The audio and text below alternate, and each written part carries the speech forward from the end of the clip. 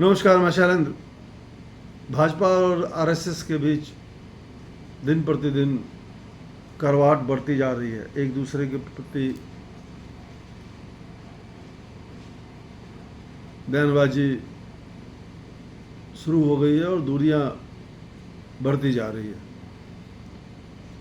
RSS प्रमुख मोहन भागवत ने का सबसे पहले बयान आया, उसके बाद उनके कार्यकारिणी के दूसरे सदस्य का बयान आया। अब इंद्रेश कुमार का बहुत बड़ा बयान आया है। उन्होंने बोला है कि अहंकारियों को 241 पर रोक दिया गया, ये प्रभु का न्याय है। आरएसएस के राष्ट्रीय कार्यकारिणी के सदस्य इंद्रेश कुमार ने 2024 लोकसभा चुनाव को लेकर कहा कि राम सबके साथ न्याय करते हैं।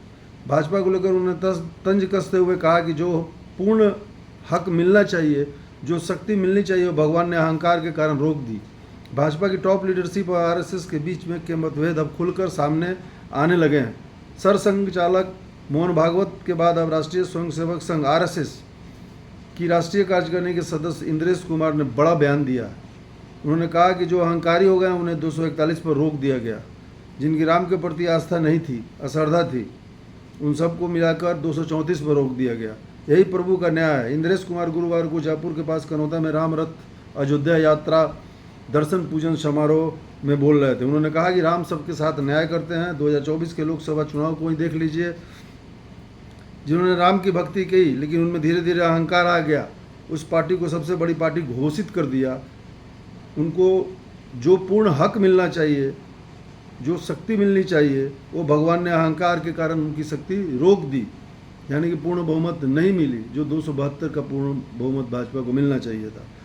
उन्होंने कहा कि जिन्होंने राम का विरोध किया उनको बिल्कुल भी शक्ति नहीं दी। जिस पार्टी ने भक्ति की अंधकार आया, अहंकार आया, उस पार्टी को 241 पर रोक दिया, पर सबसे बड़ी बना दिया, सबसे बड़ी पार्टी के रूप में बना दिया। जिनकी राम के प्रति आस्था नहीं थी, अश्रद्धा थी, उन सबको मिलकर 234 पर रोक दिया।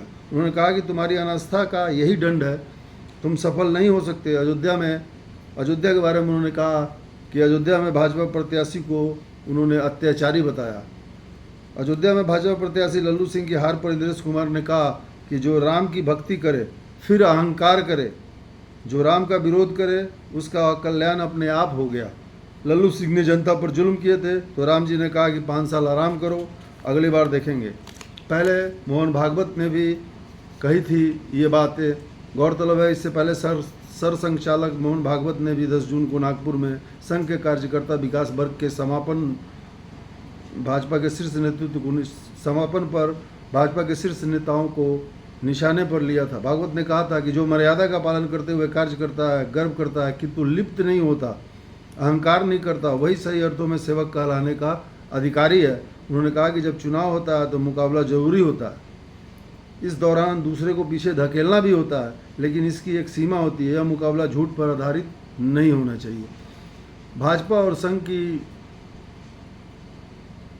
दूरियां धीरे धीरे बढ़ती जा रही है और आरएसएस और भाजपा की दूरी धीरे धीरे बढ़ना भाजपा के लिए शायद खतरनाक हो सकता है, इसलिए कि भाजपा और आरएसएस हिंदू विचारधारा के बहुत पुराने समर्थक हैं और एक दूसरे से भाजपा से ही आरएसएस से ही निकलकर लोग भाजपा में नेता बने। अटल बिहारी वाजपेयी हो, आडवाणी हो, इवन कि नरेंद्र मोदी हो। लेकिन आज के डेट में आरएसएस से ही, राष्ट्रीय स्वयंसेवक से ही धीरे धीरे दूरी बढ़ते जाना ये काफ़ी गौर करने वाली बात है। ऐसा क्यों हो रहा है, वो भी चुनाव के बाद, चुनाव परिणाम आने के बाद इस तरह के बयान आने